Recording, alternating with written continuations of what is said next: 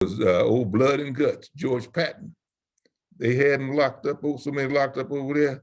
George Patton called him over there and told him, says, if you don't let them troops out, I'll be over there with tanks and I'll level the whole city. They couldn't open them jails up fast enough to get them out of there. One thing I found out, the Great Migration. My grandfather owned 1,000 acres of land. And a lot of, I remember 5 families he had working for him. But pretty soon they start going up the country or going into cities trying to make a living instead of out there farming. My grandfather was a pretty square shooter though, except that when they start leaving, he upped his game with moonshine. He had quite a few guys left down there that was making that moonshine for him. And then after they killed the state attorney general and the National Guards come, I remember I was a kid, I was out playing with my yo-yo, and these soldiers came up in a Jeep, pulled up in the yard. My grandfather was taking a nap on the porch, and I was playing with my yo-yo, and he pulled in there, and he asked us, he says, "You Yatava?" He said, "Yeah." He said, "What of it?" He says, "You are up to your eyeballs in this mess going on around here, and we're gonna get you." He said, "Young man, what time did you wake up this morning?" He said, "What that got to do with anything?" He says, "You, young man, didn't get up early enough to catch your eye on anything." And then after that, he got mad and started cussing. And my grandfather told me, "Boy, get in the house." And next thing I know, they were going back and forth. And I seen the guys leave. But they never did catch my grandfather because he passed away not too long after that.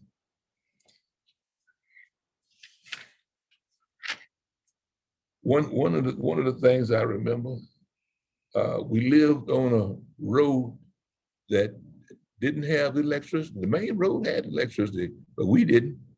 And but pretty soon TVA came in and installed, put in spools of wire out there, and I saw poles out there. Next thing we had electricity. Then we had the house wired up. And what do you think was the first electrical appliance that we had in our house? A radio. You know, you'd be connected to the world when you got a radio. And what was the next one? Electric iron. That's, back in them days, it was a heck of a job to iron your clothes. When you had just a piece of iron and you had to heat it up and you had to clean it up and then before you could iron. And then the next thing that we got was a big one then. The coup de grace was a refrigerator. And well, we had it going then, but later on we got a TV. But in 1953, we were promised new school books. And boy, I was all excited about my brand new books. We used to get the books from the other schools, you know, the white schools, after they've been used and tore up. So you could look on and see. I remember now, be careful what you wish for. Because what happened is we got new books, all right. I opened my book up and there's a little black Sambo in there, a clown character, big red tie hanging out, blue polka dot, big old clown shoes on, just exaggerated features on the guy. I start crying and I tore my book up. And I took it and I threw it against the wall. The teacher, "What's wrong with you, boy?" She came over there and gave me a whipping and wrote a note. And that note. Now I took that note home to my mama, and man, she She told me, she said, look, son, it's your job to go over there and learn all you and everything else, the problem, you bring it home to me, and I'll take care of that. And she gave me a whipping then that I ain't forgot yet. If a thought like crossed my mind about tearing up a book, I'm gonna get down on my knees and ask the good Lord to move it, because I'm not gonna ever tear another book up. That was it. I used to tease her about that. She just laughed. I lost my mom 2 years ago now. She lived to be in her 90s. That's like I said, be careful what you wish for.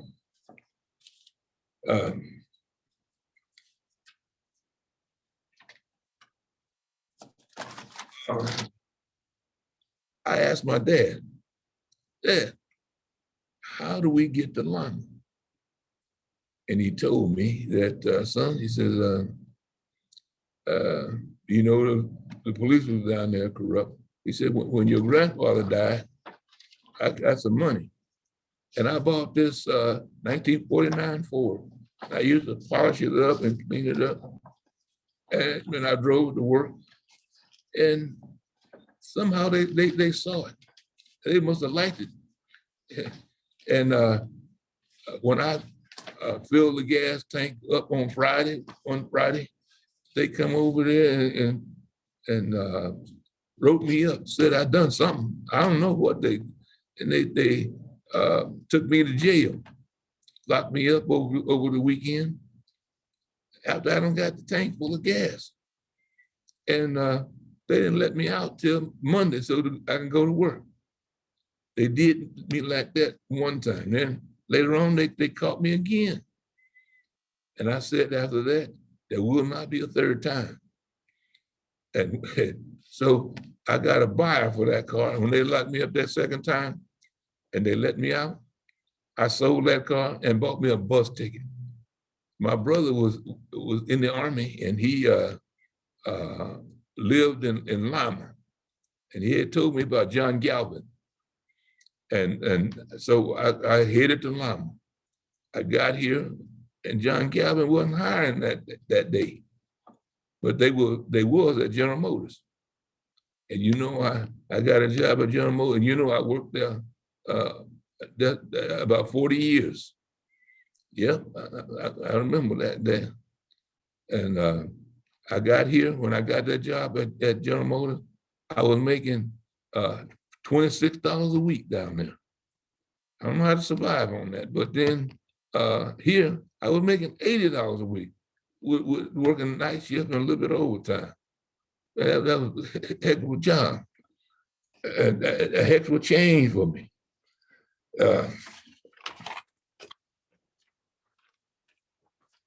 Then I came back down and got you guys and brought you here. Yeah, I remember. And I met these people, the kids around here. Man, I thought I was in heaven. These kids were so nice. And then I can remember a bunch of them were talking about going to the movies, the Ranger Theater. It only cost a dime. And I got up, and it was about 7 or 8 of us walked from 17th Street to the Ranger. And I had to use the toilet when I got there. And I asked the usher, where's the toilet? He showed me over there. And I went over there, and I didn't see no sign that says colored. So I asked him, I said, man, what's the toilet I can use? He said, boy, what part of Mississippi did you come from? I said, I'm not from Mississippi, from Alabama. He said, you better get on around there and use that toilet. You better not mess up my floor. And everybody was laughing at me. He says, remember now, you in Ohio now. You can use the restroom. If you're a man, aren't you? Well, that sign said men, and you go back there and you use it. And that was that. I realized I was in Lima. But I noticed another thing that was going on. My dad and mom would go out for I bet 2 or 3 years trying to find a house to buy. We were living out there in that little shack out on 17th Street. And I wonder why, because I look at some of these, my friends, my white friends, they mom and dad would go out and look for a house, and they were just getting one. I was wondering what's wrong with them. Why can't my dad get them? Because he had already come to Lima before earlier, and had seniority at General Motors. And so what happened was I finally figured it out over time, because my grandfather died, and he left $10,000 for each one of his kids. You know how much $10,000 is in the market today? I looked it up. That's about $90,000 buying power compared to you back then, and the value of what you can get with it now. Okay, then I was watching another thing. It had the same situation. You couldn't go in a restaurant and eat. What you had back then, and still that didn't change until 1980s, where you could go in a restaurant and sit down and eat. Well, when you got these fast food restaurants, and then everybody could go in and sit down and eat. But what the place where blacks used to be able to go is what some call the carry-out. They used to cut a hole in the back of the restaurant. The people that own the restaurant didn't want to lose your money, especially if you had a substantial black population. And you could go to the back, and they'll hand you out the food out the back. And that was the carry-out.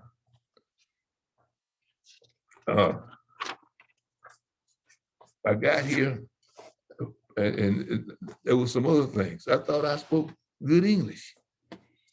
There's some words that I said back down there, and people didn't know what I was talking about. Like this word, a bub. What is a bub? Do you know what a bub is? Light bulb. A star. What's a star? They call it a steak here.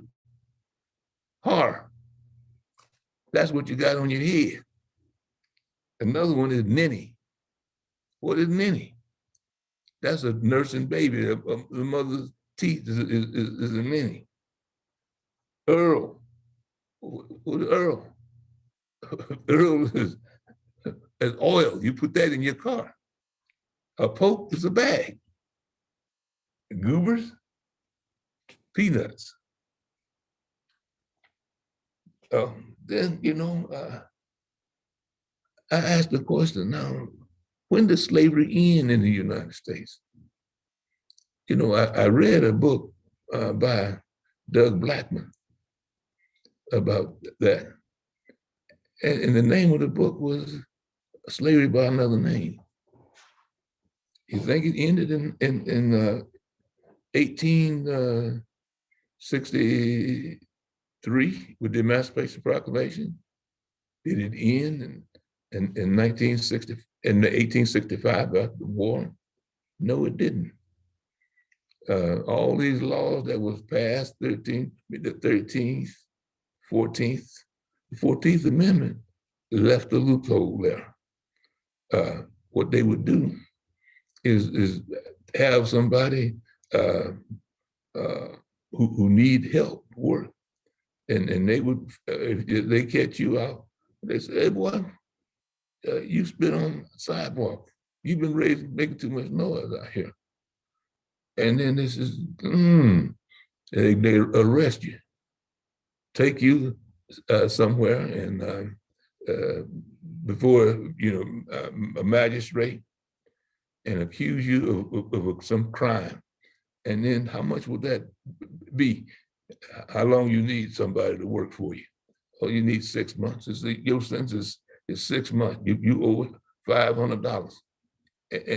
And That was slavery by another name. And that was widely practiced.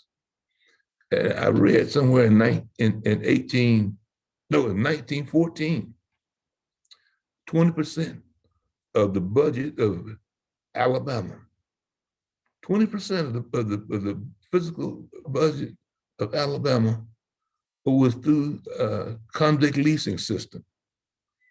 You were still enslaved. And when did it stop? Slavery didn't end until Truman ended it. A. Philip Randolph got on Truman about it, to stop the slavery. And the only way he found to do it, because A. Philip Randolph said, I'm not going to encourage these boys to sign up to fight for this country in the Korean War unless you figure out a way to stop them being enslaved. So he federalized the crime. He took people who were accused of it into federal court. And they had to, if it wasn't there, they weren't going to convict anybody in the South. Just like what's going on right now. Ain't no conviction. You can't do nothing wrong until they federalize the crime and put it in other jurisdictions in the North, federalize it. Then they were able to at least curb a lot of that slavery that was still going on. Let's go back to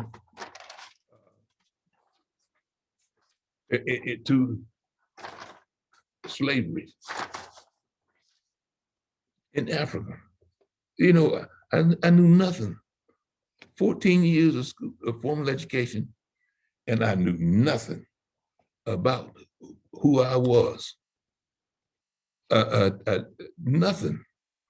Only people that my country was, Black people in my country was comfortable with was George Washington Carver and Booker T. Washington. If you were a man and you stood up, you'd be shot in prison. That's the way the system worked.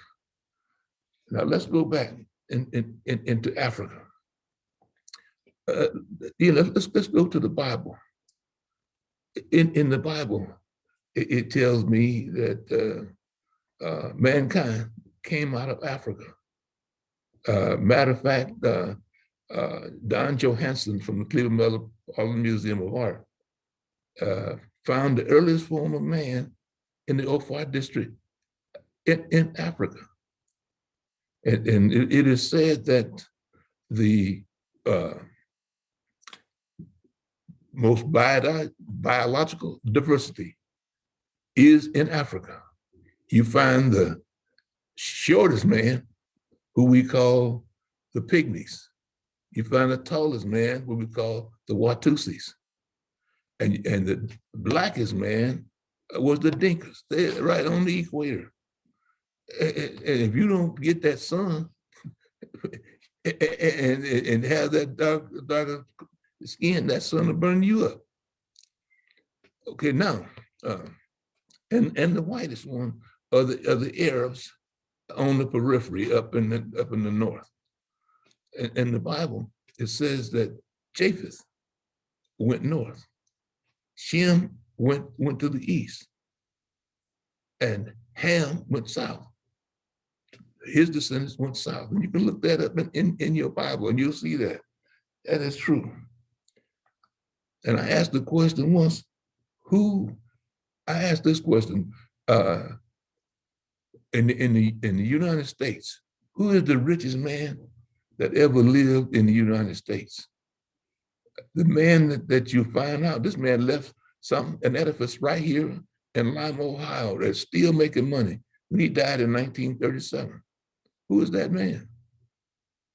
The man is Rockefeller, John D. Rockefeller, left Stand Lower right here in Lima, and is still producing. But then I ask you, who is the richest man that has ever lived? I seen this, Anderson Cooper had this on on the TV, on the news. He went to Mali, one of the poorest nations on the planet right now. Back in the 1300s, back to 1280 to 1337, there was a king called Kankan Mansa Musa, the king of Mali. He is the richest man the world has ever known. He controlled, during his lifetime, he controlled 2/3 of the world's supply of gold. And they now, they're poor. But also, if you check in Mali, Mansa Musa in 1324 had so much gold that, and he had converted to Islam. And he had to make a hajj to Mecca. All Muslims have to do at one time in their life. And he left, and he had a caravan of people, 60,000 people that went with him. And each one of them had a whole stick of gold. He had camels and donkeys, 100 pounds of gold, at least on all of them. And he went through Cairo on his way to Mecca in 1324. And he left so much gold in Cairo that it destroyed the economy for a whole generation. But that was something that would be coming. You know, how they came to power, the people of Ghana and later Mali, was they had a technology, and that was iron making. They was making iron weapons. You see the shields and armor that was in Sir Galahad, all those in Europe. Well, they had the same thing there, but there was a new technology coming on the way. Because in 1275, that I've read, that Marco Polo will make a trip to China, and he will bring back two things: noodles and the science of ballistics. And that science of ballistics was developed in Europe. And 1591, a Spanish Moroccan named Judar would put these strong armies of the Africans on the run. And it would soften them up where that new technology made them vulnerable for what will be coming later. Because in 1444, the Portuguese, Prince Henry the Navigator, would send out a excursion into Mauritania, and he would kidnap 12 Africans and bring them back to Portugal. And this would begin the downfall of Africa. The main, they never did recover from that, because that got to be a way of life. They started trading with these people, and then they were thinking about their enemies there, but their enemies would become, and then they never figured that out. that destroyed their whole way of life. That would begin the slave trade, and then Columbus made his voyage to the islands. He never did settle in this North American land, but he settled. And I've been reading some of the evil things that he done when he got here to the Indians that he found when he got here. I heard of that he cut some of these women's bellies open and took the babies out and fed them to the dogs. This man was nothing you want to idolize. You idolize his accomplishment, but terrible things he done. Also, there was after Marco Polo, and there was silks and fine things that was coming from Asia and India, and they were trying to find a sea route there. They sent Prince Henry would send out or from his starting this send out ships to go around the Horn of Africa. Diaz made it to the Cape down there, but he didn't make any further. But Vasco da Gama would make it all the way around. And on the east coast of Africa, there was the Swahilis over there, and the Swahilis had been sailing that house across the Indian Ocean to India and China and was trading with them. And then I saw this thing on where there was these shipwrecked Chinese who were living in East Africa, Malende, Lamu, in different cities that was on the east coast of Africa. What happened, once they found them, the Gama sent word back to Africa, and Almeida, a ship captain, he led a caravel that went over there and sacked all those trading cities, because what was happening, they were bringing silks and all these fine spice and everything by land, and you know, it would be rough trying to get it traverse the whole continent to get it back to Europe, but it'd be easier if you could bring it by ship, load a ship and bring it. And after Columbus made his voyage, though, after that, and made connection with the new lands here, they was trying to figure out how to make it profitable. And then they came up on sugar cane, planting sugar cane, and there's other things. Then later tobacco, and then it was cotton over here. And that's the one thing that really got us. There was three little things that been a bane to the Africans. Was three little white substances. And I always hear the young people now, they say cocaine, but there was sugar. And then there was cotton. Those were the things that got us, sugar and cotton.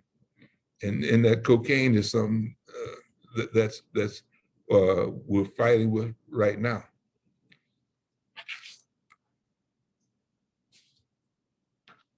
Now, let's get to after we got here, and the one of the things that happened when we got the first settlement at Jamestown, we think about when I was in the 6th grade, I was at Perry, and I heard about wives, slaves, and representative government. And I just was reading about the 1619 projects by Nicole Hannah-Jones. And I've been hearing the criticism about that. And I find nothing wrong with that, because if somebody over there threatening me, something happened, and they were living on the slave trade and on slavery here, and somebody threatening to destroy your economy, you're gonna be mad. It's gonna start a war. But the thing that I missed is when the first people came here, and settle. The Pilgrims would come the year after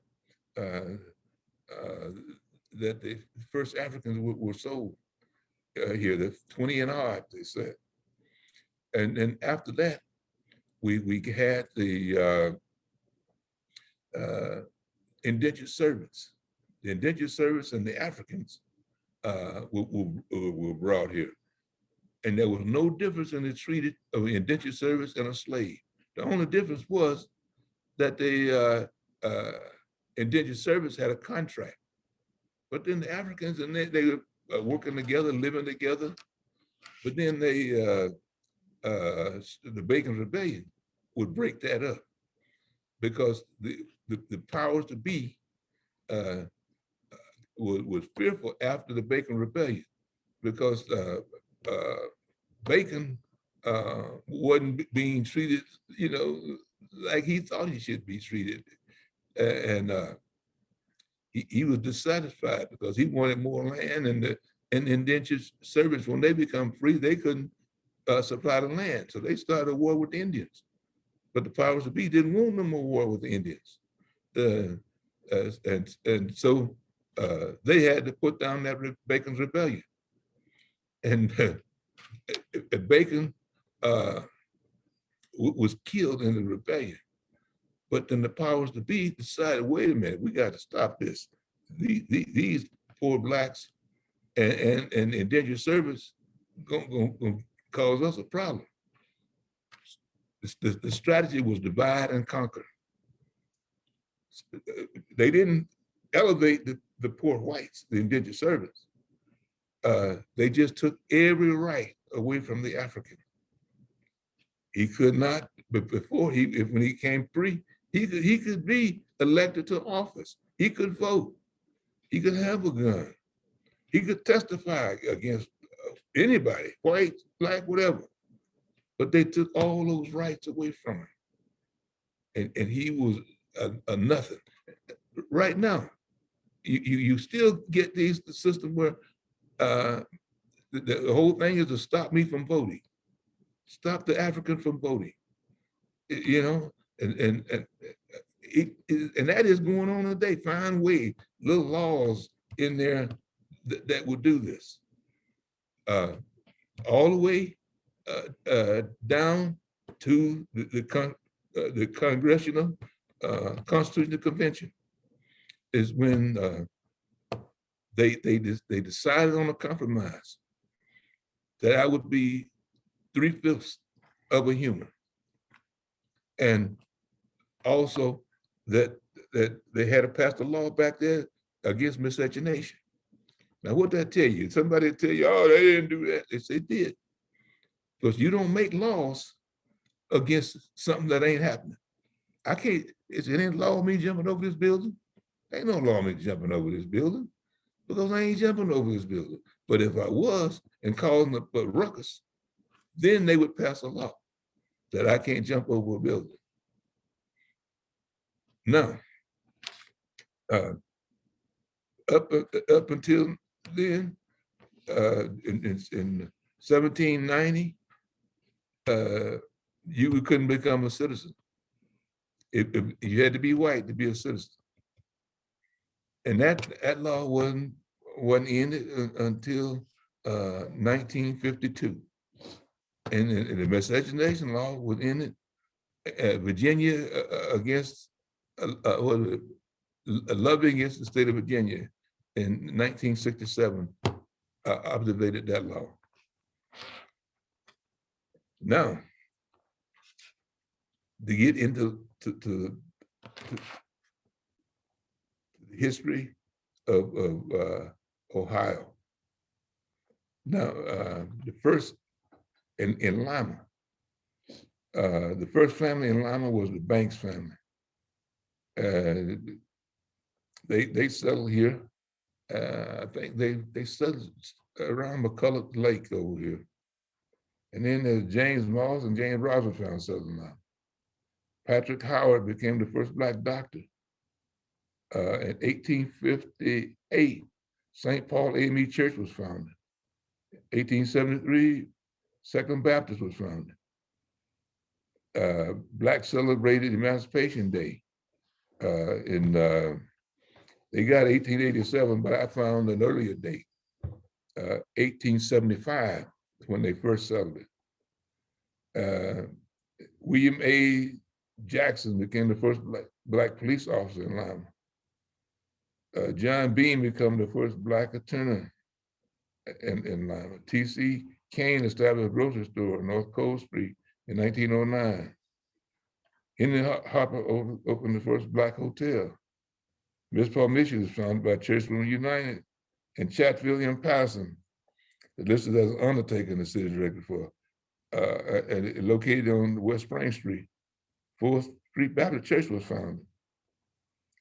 Captain Peter McCown is a decorated hero of the Spanish-American War. He came, he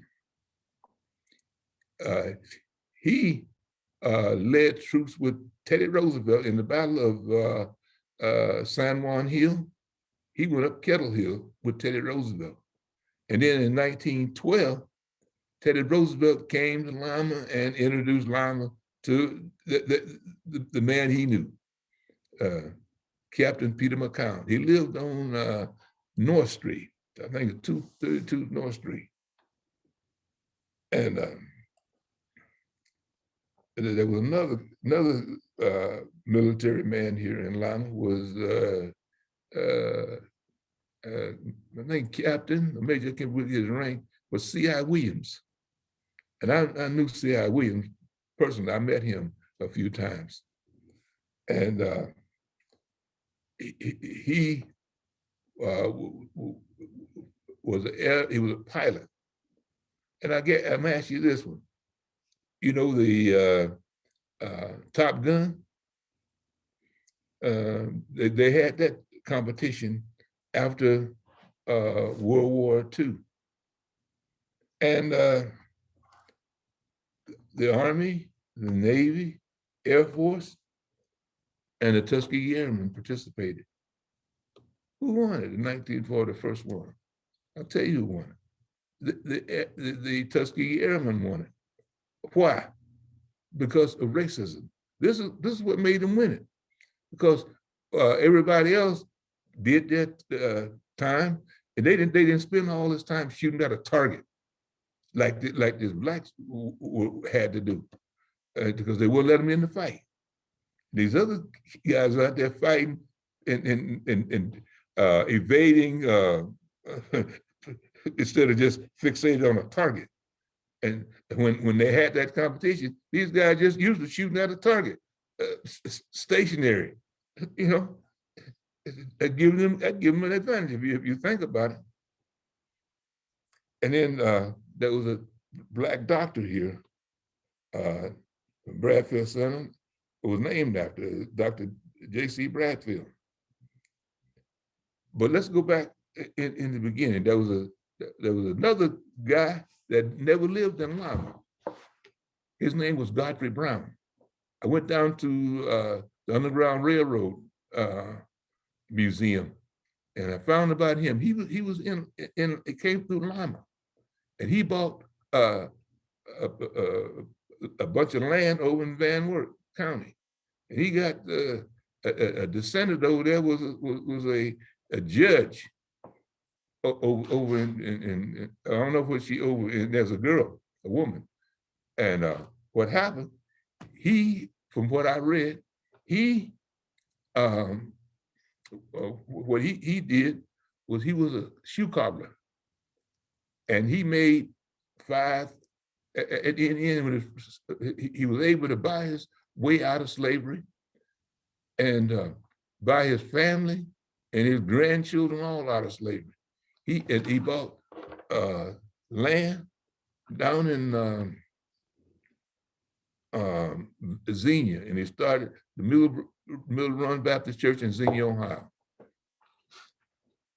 And now I'd like to turn this over to my son here, and he'll tell you about some notable people here in Lima in the near past.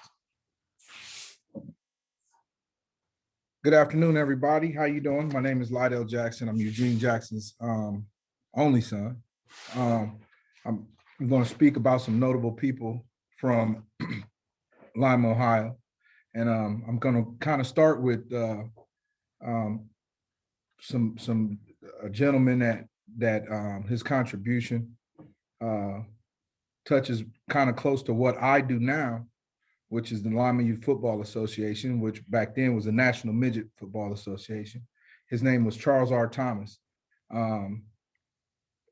Charles R. Thomas was instrumental in starting youth football in our area.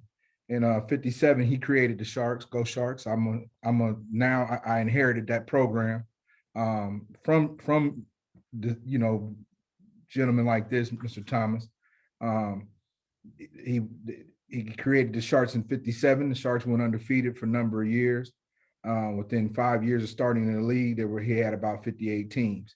Mr. Thomas was the epitome of giving.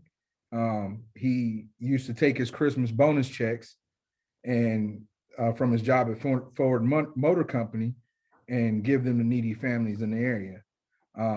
Also in the '70s, he and his wife sued the Realty Board so that blacks that could afford to buy homes in the city could buy homes anywhere they so chose. That's Charles R. Thomas. He was start, like I said, in 1956. Another notable person in the city of Lima I'm going to talk about, ties in with the Youth Football Association, would be Big Daddy Ray Chris. Ray Chris was born in February 27th, 1937. He died February 7th, 2011. Ray Chris was the founder of the Lima Bulldogs, and that came off of his state championship football team that he played for. Ray Chris was a part of a staple of the Lima youth football, in our area, and he was the most winning coach of championships in his time. He started in 59. He coached the Bulldogs from 59 up until 84. And during his tenure, the Bulldogs won 9 championships. Now that's better than Tom Brady. He's the most winningest midget league coach in our area. And in October 28, 1979, the mayor of Lima deemed it to be Ray Chris Jr. Day. He was honored by countless people. He also, I guess you would like to say, helped start the careers of William White, who was a Bulldog, and William Howard. They both played in the league. They both played. One played in the Super Bowl, correct? Yeah, William White. William White played in the Super Bowl. But those guys came from the Bulldogs. I used to be a Bulldog myself. Another person a notable person in our city that I would definitely do not want to skip out on and not touch on would be Miss Georgia Newsom. She was a prominent citizen of our community. She has a number of accolades and awards. She helped keep the history of the black history alive in our community up until she left here, correct? Mm-hmm. Till she died. Till she passed on. Some of the awards that she received she received the Boss Award, Boss of the Year Award, the American Businesswoman Association in 1973, Outstanding Black Citizen Award in 73, Communication Service Award in 84, the Rosa Parks Award in 2009, and Miss Newsom was a poet. If you knew Miss Newsom, she was a beautiful woman. She was a strong, upstanding, respectable spirit that her contribution in the city has been unmatched since. There was another person that before them that I knew that he didn't know, Miss Ollie West. She she was the same person. People would come here hiding from the masters down in Alabama. The part of the Great Migration, they come here without a job, and she'd somehow find them a job and have them fed until they could get a job. She'd find some kind of way to get it done. Miss Ollie West was her predecessor. Another person we want to speak on is Pharrell P. Williams. Pharrell Williams was the grandson of a slave born in 1907 in Paulding, Ohio. He moved to Lima in 1937. He took a job at the Ohio Steel Foundry. And by 47, his fellow co-workers had elected him the president of the UAW Local 975. In between, he questioned and protested and changed Lima. The Schoonover Pool, they used to allow Black people to come swim on Mondays, and Tuesday they drained it. But he was instrumental in change for allowing Blacks to African Americans to swim there. Pharrell Williams also was responsible for something that at the time had never been precedent. His son got hit by a car on 4th and Reese, and because there was no traffic light there. Well, the kind of pull and the kind of tenacity that he had, he was instrumental at getting a light put up there on 4th and Reese. Now, if you look around the country, like my father told me, that at the time there were, many intersections like that in the minority community and the poor community, and people cared not do anything about it. But he was instrumental in making sure the safety of those children traveling across 4th Street into the village, coming to and from school, was put there. He was also, Pharrell Williams also has apartments in his honor, I guess you would say, on Robb. The Pharrell Williams apartments located 936 Robb. It's a senior housing unit, 40 units, built in 1983 in his honor. He also was a part of a $23 million reservoir, which a lot of us go sledding and we rely on for water, in Amanda Township at Grubb Road and Attiger Road, and it was named in his honor in 2010. That's Pharrell Williams. That's just some of the notable people here in Lima, Ohio. There was a lot of the Black Panthers came out of one of these things, but they asked the city to put the traffic light where 3 little kids that got killed. They didn't pay no attention to that. But Pharrell Williams was able to just say, hey, need a traffic light over here. Kids, can get killed out here. And it was done. If you don't have that person with enough power, enough pull to get things done, it won't get done. Well, one more notable person, I guess I want to speak on real quick, would be Chief Davenport. Chief Davenport was a patrolman in April 1st, 1942, and they promoted him to detective May 6, 1950. He was a member of the Church of the Nazarene and served in several clubs here in Lima. He also served as the president of many committees, including West Ohio Youth or Virginia Youth Services, and he served the board vice president for the Ohio Lung Association and the Lakes Conference of the YMCA. He was a member of the Ohio Association for the Chiefs of Police. He was also the Grand Marshal in our 1986 Day Parade. He graduated from the Lima Central High School in 1934. He was given the rank of police chief, the first Black police chief in Lima, Ohio, on May 1st, 1968. if luckily there's a building dedicated to him downtown. Hopefully you don't ever have to go there to stay. But it's right downtown, our Justice Center, correct? Right. There's one guy that I want to say something about, and that was way back in time when they was going to lynch this guy, and there was a sheriff named Sherman Ely. I read about him, and this guy, the rule of law is what he stood for. And they had a black guy up there that he put his life on the line. He said, you're going to do it the proper way. You're going to have a trial. You're not going to lynch him. And I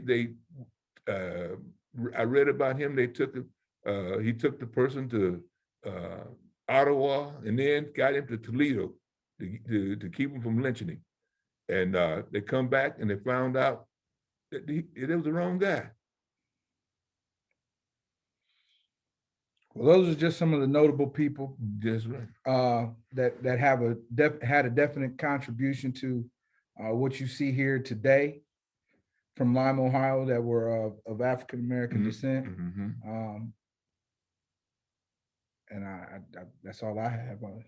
Oh yeah, Lima has been good to me. You know, I'm glad my dad did leave. You know, I found out when I was in the service, there was